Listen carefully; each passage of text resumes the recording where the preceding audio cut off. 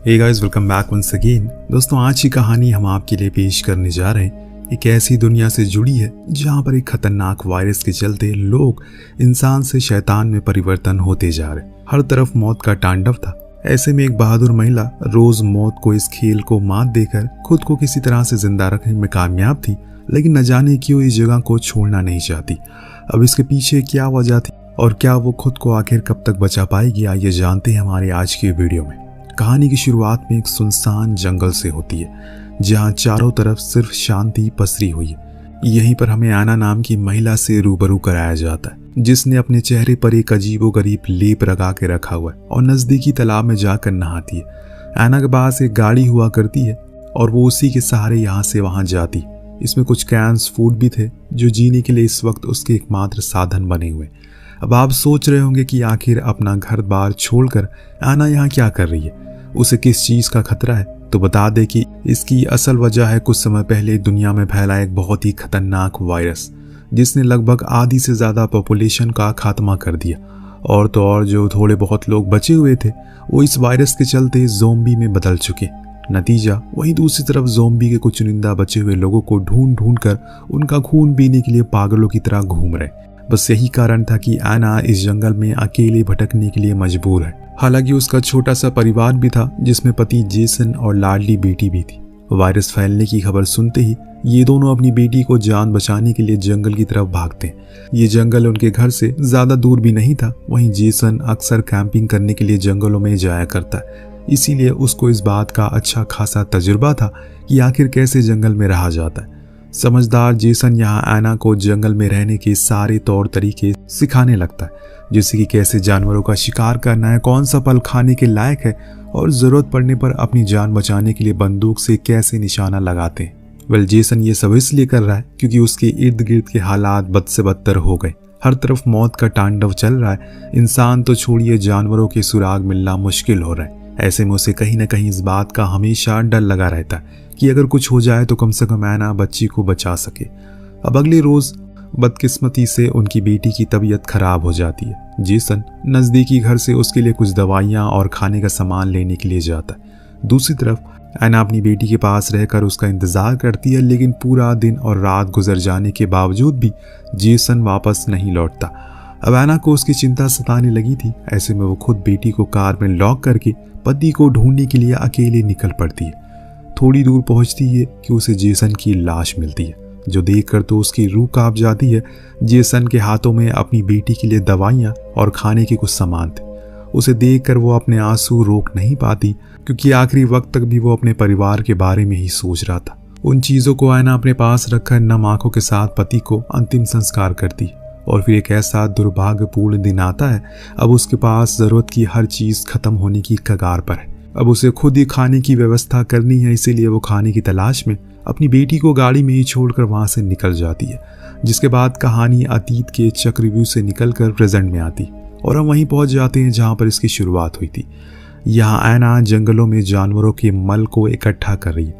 वह पेड़ों को खोदकर उस कीड़े खाने के लिए निकाल रही है। साथ ही साथ उसके हाथों में एक किताब भी होती है जिसमें दुनिया भर के लगभग सभी पेड़ पौधों की जानकारी थी।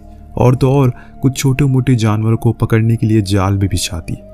अब वो पेड़ से लाल बेरी तोड़कर खाने लगती है, लेकिन उन्हें खाती उसे जोरदार उल्टियों का सामना करना पड़ता। शायद ये जहरीला था, जिसका अंदाजा ऐना लगा नहीं पाई। उल्टियां करते करते वो इतना पस्त हो जाती है कि वो जमीन पर गिर जाती है और उसकी आंखों से निकलते आंसू इस बात को साफ साफ बयां कर रहे थे कि वो ऐसे जीने से अब मरना ही बेहतर समझ रही है। अपनी जिंदगी से वो थक चुकी है। एक जगह पर वो अपने लिए पेशाब इकट्ठा कर रही थी। फिर गाड़ी के ऊपर ज़ॉम्बीज से बचने के लिए मल का लेप भी लगाती है, ताकि ज़ॉम्बीज उसकी गंध को सूंघ ना सके। अब वो गाड़ी में बैठकर पुराने रेडियो फोन को निकाल कर उसे सुनने लगती है, जो कि फ्रेंच में कुछ बोल रहा था। परंतु अफसोस कि आना के लिए किसी काम का नहीं था, क्योंकि उसे फ्रेंच नहीं आती। उसके पास एक म्यूजिक फोन भी था, जिसे देखकर वो अपनी बेटी को याद करने लगती। परंतु इस दौरान उसकी बेटी कहाँ थी, आखिर उसे क्या हुआ है, ये हमें कुछ ही देर में मालूम पड़ने वाला है। सुबह जब वो अपने द्वारा फंसाए हुए फंदों को देखने जाती है तो उसमें कोई भी जानवर नहीं था, जो देखकर उसे काफी मायूसी होती है। अब उसके पास केवल 2 ही दिन का खाना बचा हुआ। ऐसे में ऐना को अब कुछ भी करके अगल बगल के घरों में खाने की तलाश में जाना पड़ेगा, लेकिन वहां सबसे बड़ा खतरा था ज़ॉम्बीज। इसीलिए वहां जाने से पहले एना अपने शरीर को हल्का सा काटती है और वहां से निकल रहे खून को एक गिलास में डाल देती है। फिर खुद के शरीर में जानवरों के मल का लेप लगाती है, हाथों में बंदूक को थाम कर निकल पड़ती है। लेकिन इस बीच उसके मन में एक ही चीज चल रही थी, वो कम से कम अपनी बंदूक का इस्तेमाल कर, क्योंकि उसके पास गिन चुन कर अब सिर्फ 4 गोलियां ही बची है। वो एक नजदीकी घर पर जाती है और उसके फ्रेंच पर पहुंचकर अपने म्यूजिक फोन को उसमें टांग कर उस पर खून का छिड़काव कर देती है, ताकि ज़ॉम्बीज को इस तरफ आकर्षित करवा कर पीछे के रास्ते से खाने की चीज को चुरा कर भाग जाए।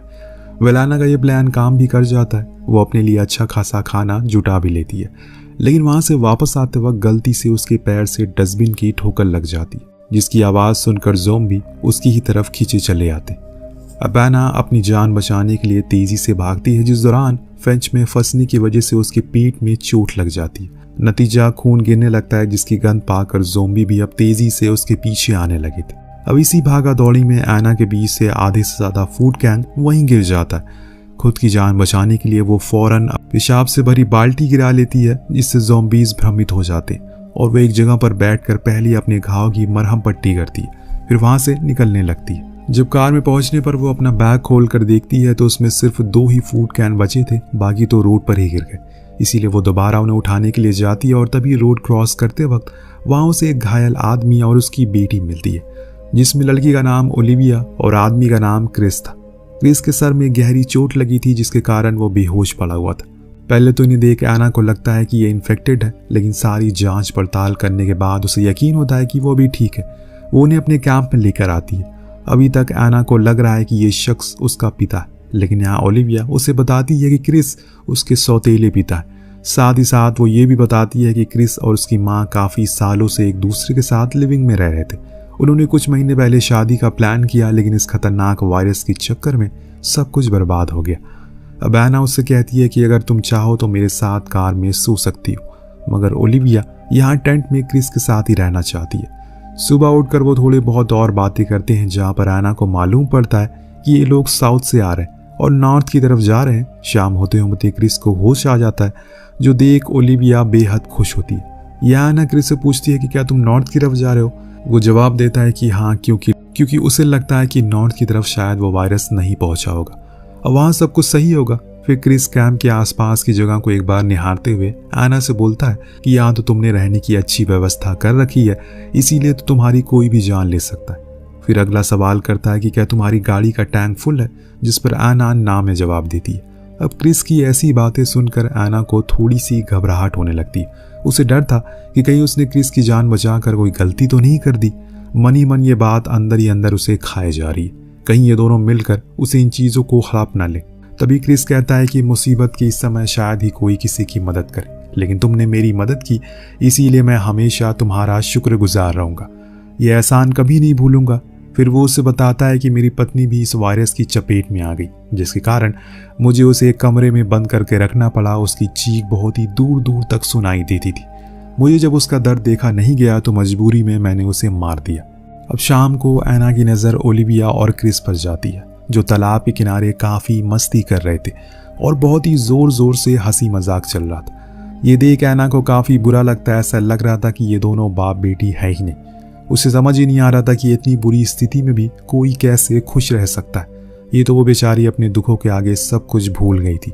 कुछ देर बाद मछली पकड़ने के दौरान वो दोनों फिर से एक बार जुगलबंदी करना शुरू करते हैं, जिसमें एना उन्हें शांत रहने के लिए कहती है। क्रिस को एना का ये अंदाज काफ़ी गलत लगता है। उसे रात में सवाल करता है कि आखिर वो उसे शांत रहने को क्यों बोल रही थी। तो एना कहती है कि यहाँ सबकी ज़िंदगी कितनी दुख भरी गुजर रही है। तुमने कल ही बताया कि कैसे तुमने अपनी पत्नी को मार दिया। अब देखो, उन सब चीज़ों को भूल कर तुम ऐसे घूम रहे हो जैसे कि किसी पिकनिक पर आए हो। मुझे ये बिल्कुल बर्दाश्त नहीं है, क्योंकि मैं इन सब चीज़ों से गुजरी हुई हूँ। अभी तक अपने अतीत को मैं भूल नहीं पाई हूँ। क्रिस उससे कहता है कि मैं कुछ भी नहीं भूला, मुझे सब कुछ याद है, बस मैं इतना ध्यान रखता हूँ कि मुझे कब और क्या याद रखना है। सुबह हो जाती है और हम देखते हैं कि ओलिविया क्रिस को कुछ अलग ही तरह से निहार रही है। इसे समझ आ रहा है कि वो कहीं ना कहीं उसे पसंद करती है, लेकिन एना को यहाँ होने से न जाने उसे क्यों जलन हो रही है। हालांकि इस बात से बेखबर सुबह जब क्रिस ओलिविया से एना के बारे में पूछता है तो वो उसे जल भूनकर और राख हो जाती है। तो वो क्रिस से पूछती है कि आखिर वो लोग यहाँ पर रुके क्यों हैं, उन्हें अब तो यहाँ से निकल जाना चाहिए। इस पर वो उसे कहता है कि इस तरह हम एना से बिना बताए कहीं जा नहीं सकते। उसने हम लोगों की काफ़ी मदद की है, कम से कम एक बार उसे पूछना तो बनता ही। बेचारी यहाँ इतनी अकेली जो पड़ गई है, ये सुनकर तो ओलिविया को और बुरा लगता है। वही रात में हम देखते हैं कि क्रिस एना द्वारा दिए गए कैन फूड में से कुछ न कुछ थोड़ा बहुत बचा कर इकट्ठा कर रहा है। ये देख वो उससे पूछती है कि आखिर तुम ये खाना क्यों बचा रहे हो। वो बताता है कि मुझे ये सब कुछ आगे के सफर में काम देगा। तो एना उसे 2-4 और कैन रखने के लिए बोलती है, मगर क्रिस इसके लिए साफ मना कर देता है, क्योंकि वो अच्छे से जानता है कि एना को यहाँ खाने की कितनी जरूरत पड़ने वाली है। वो इस तरह उसे भूखा मारने के लिए भी नहीं छोड़ सकता। हाँ, अगर एना भी उसके साथ चलने के लिए तैयार है तो शायद वो कुछ सोचता है। उसकी ये बातें एना को काफी अच्छी लगती और धीरे धीरे उसकी तरफ वो खिंच रही थी, परंतु वो क्रिस के साथ चलने के लिए मना कर देती, क्योंकि ये जगह सिर्फ एक जगह नहीं बल्कि उसकी यादें हैं, जहाँ पर उसने अपनी पति और बेटी का एहसास होता है। बाकी जिस भी दिशा जाने के लिए वो कह रहा है, न जाने वहाँ कुछ है भी या फिर नहीं। क्या पता वहाँ मौत उनका इंतजार कर रही है। इससे अच्छा तो यही जगह, कम से कम वो जिंदा तो बचे हैं। धीरे धीरे करके समय बीतता और हम देखते हैं कि एना, ओलिविया और क्रिस में काफी घुल मिल गए। यहाँ तक कि अब जो उन दोनों की नजदीकियां ओलिविया से देखी नहीं जा रही थी, इसके चलते आखिर एक दिन क्रिस से पूछ बैठी कि एना उसकी माँ की तरह लगती है, इसीलिए वो उसे अपने साथ रखता है। तो इस पर क्रिस उसे प्यार से समझाता है कि वो महिला यहाँ पर काफी दिनों से अकेली है। उसने बहुत ही बुरे वक्त देखे हैं अतीत में, अगर हम उसे अपने साथ रखेंगे तो कम से कम उसका ख्याल तो रख सकेंगे, इसके बदले वो हम लोग को भी देख रेख करेगी। वहीं कुछ देर बाद ओलिविया जब एना के साथ थोड़ा बहुत वक्त गुजार रही थी तो उसे अपने बारे में बताते हुए अपनी बेटी को याद करने लगती। अब यहाँ से कहानी अतीत में जाती है और हमें मालूम पड़ता है कि एक रोज़ जब खाने के इंतज़ाम के लिए एना अपनी बेटी को कार में छोड़कर एक घर आई तो वहाँ उसका सामना एक ज़ॉम्बी महिला से होता है, जिसे देखते ही वो सीधा उसे गोली मारती है और उसके खून के छींटे आकर उसके कपड़े पर लग जाते। इस बात से अनजान जब एना वहाँ से वापस अपनी बेटी के पास आती है तो उसे रोता हुआ देखती है। जल्दी जल्दी में बिना कपड़े चेंज किए उसने अपनी बेटी को सीने से लगा लिया, लेकिन इसी चक्कर में एना के कपड़ों में लगा हुआ ज़ॉम्बी का वो खून उसकी बेटी के ऊपर लग जाता और वो इन्फेक्टेड हो जाती है। वेल, यहीं पर कहानी एक बार फिर प्रेजेंट में आती है, जहाँ पर हम ओलिविया को देखते। वो आज ठान कर बैठ गई है कि क्रिस से अपनी दिल के सारे जज्बात बयां कर देगी, लेकिन उसे क्या पता कि उसका सपना सपना ही रह जाएगा, क्योंकि जब क्रिस और एना एक साथ अकेले होते हैं तो वो उसे अपने साथ चलने के लिए मनाने के लिए उसकी गाड़ी में बैठ जाता है। फिर यहीं पर वो दोनों एक दूसरे के इतना करीब आ जाते हैं कि पूरी रात इसी गाड़ी में एक दूसरे की बाहों में बिता देते। ओलिविया जब उन्हें इस तरह साथ में देखती है तो इसका दिल धक से हो जाता है और गुस्से गुस्से में सारे खाने का सामान चोरी करके वहां से अकेले निकल जाती है। सुबह जब उनकी आंखें खुली तो क्रिस एना ने एक बार फिर अपने साथ चलने के लिए कहता है, जिस पर वो एक बार फिर से साफ साफ मना कर देती है, क्योंकि इस जगह पर उसकी जिंदगी की सबसे कीमती याद है। लेकिन क्रिस उसे बार बार चलने के लिए उसको फोर्स कर रहा था, जिस पर गुस्से में एना गाड़ी से बाहर निकलती और अचानक उसकी नजर बाहर के नज़ारे पर पड़ती है, जिसे देखकर वो दंग रह जाती है, क्योंकि गाड़ी का ट्रंक खाली हुआ था और खाने का सारा सामान गायब था। ओलिविया भी आसपास कहीं नजर नहीं आ रही है। दोनों को ये समझते देर नहीं लगती कि कुछ तो गड़बड़ है और ये काम किसका है। फिर वो उसे ढूंढने निकल जाते हैं। वहीं दूसरी तरफ जब ओलिविया जंगल के रास्ते नॉर्थ की तरफ बढ़ रही थी तो उसके सामने एक ज़ॉम्बी महिला आ जाती है। इसे देख वो घबरा कर चिल्लाते हुए वापस भागती है। तो यहाँ क्रिस भी पहुंच जाता है, मगर मौका पाते ही वो ज़ॉम्बी महिला क्रिस पर हमला बोल देती है। इतने में वहाँ एना आ जाती है और अपनी बंदूक से उस पर निशाना लगाने की कोशिश करती है, लेकिन तभी उसे याद आता है कि वो गोलियां तो कैंप में ही भूल गई, इसीलिए अपनी बंदूक से ही ज़ॉम्बी महिला पर वार करती है। लेकिन क्रिस उसके हाथों से बंदूक छीन कर उस महिला को पीट पीट कर मार डालता है। ये कहानी एक बार फिर अतीत में चली जाती है। हम एना को उसकी बेटी के साथ देखते हैं, जिसके शरीर में अब इन्फेक्शन के लक्षण उभरने लगे। उसकी बेटी का दर्द कम होने का नाम नहीं ले रहा है। अपनी बेटी की ऐसी हालत को देखकर एना कहीं ना कहीं खुद को जिम्मेदार मानती है, क्योंकि ये सब उसकी वजह से हुआ था। काफ़ी सोच विचार करने के बाद कोई रास्ता ना मिलने पर वो अपनी बेटी के मिल्क पाउडर में एक एस्प्रेसिन की गोली मिलाकर उसे पिला देती है, जिससे उसकी वही मौत हो जाती है। उसने यह काम अपने करेजे पर पत्थर रखकर किया। इसके सिवा उसके पास कोई दूसरा चारा भी नहीं था। इसी के साथ कहानी प्रेजेंट में आती है, जहाँ पर क्रिस ओलिविया के साथ वहाँ से निकलने की तैयारी में जुटा था। वो एक बार फिर एना से अपने साथ चलने के लिए कहता, मगर हर बार की तरह एना का जवाब टस से मस नहीं होता। वो कहती है कि मैंने तुम्हें पहले भी कहा है और अब भी कह रही हूँ, इस जगह से मेरे परिवार की यादें जुड़ी हुई है, मैं इन्हें छोड़कर नहीं जा सकती हूँ। तो क्रिस उसको समझाता है कि अब यहाँ पर कुछ नहीं बचा है, तुम्हारा परिवार अब उनसे दूर जा चुका है, तुम्हारे पास अब कभी लौट कर वो नहीं आएंगे। उन यादों को क्या करोगी तुम? खुद भी जिंदा बच नहीं पाओगी और ये जगह खतरे से खाली नहीं है। इतना समझाने के बाद फाइनली वो मान जाती है और उसके साथ चलने को तैयार थी। अब यहाँ वो उसे गैलन से भरा हुआ पूरा फ्यूल टैंक दिखाती है, लेकिन खाने के सामान अभी भी अधूरा था। इसीलिए एक अंतिम बार नजदीक के घर में जाकर सारा का सारा फूड सप्लाई लेने का फैसला करती है। अब ये तीनों घर की तरफ बढ़ते हैं और रेडी हो जाते हैं, जहाँ प्लान के तहत क्रिस ज़ॉम्बी का मन भटकाएगा और एना और ओलिविया खाना लेने के लिए घर के अंदर पीछे के दरवाजे से घुसेंगे। वेल, होता भी कुछ ऐसा ही है, लेकिन जैसे ही एना किचन में दाखिल होती है, पीछे से ओलिविया उस पर एक भारी हथियार से हमला कर देती है और वहीं बेहोश कर देती है और सारी फूड सप्लाई लेकर चली जाती है। ओलिविया जाते जाते जोर से चिल्ला भी देती है, जिससे कि ज़ॉम्बीज किचन की तरफ बढ़ाए एना को अपना शिकार बनाने के लिए। लेकिन इस बीच वो एक चीज भूल जाती है, वो खुद के ऊपर यूरिन डालना भूल गई थी। ओलिविया भागते हुए क्रिस के पास पहुंचती है और उसे बताती है कि एना की मौत हो चुकी है, परंतु उसकी गंध की महक से पीछे पीछे ज़ॉम्बीज भी उन तक पहुंच गए थे। वहीं दूसरी तरफ जैसे ही एना को होश आता है, वो बगल में रखे पेशाब के पूरे गैलन को अपने ऊपर छिड़क कर वहां से भागने में कामयाब होती है। आखिर वो ये काम बरसों से करती हुई आ रही। वो जो जंगल के रास्ते कैंप की तरफ बढ़ती है तो देखती है कि ज़ॉम्बीज ने ओलिविया और क्रिस पर हमला कर दिया। अब वो है तो हिम्मती, इसीलिए कि करके ज़ॉम्बीज को मारने लगती है, लेकिन अंत में उसके पास बंदूक में केवल एक ही गोली बची थी। उन दोनों में सिर्फ वो एक ही को बचा सकती है, इसीलिए थोड़ी देर सोचने के बाद वो ओलिविया को बचाने का फैसला करती है। नतीजा क्रिस की वही मौत हो जाती है। एना और ओलिविया किसी तरह खुद को बचाने में कामयाब होते हैं और वहां से निकल जाते।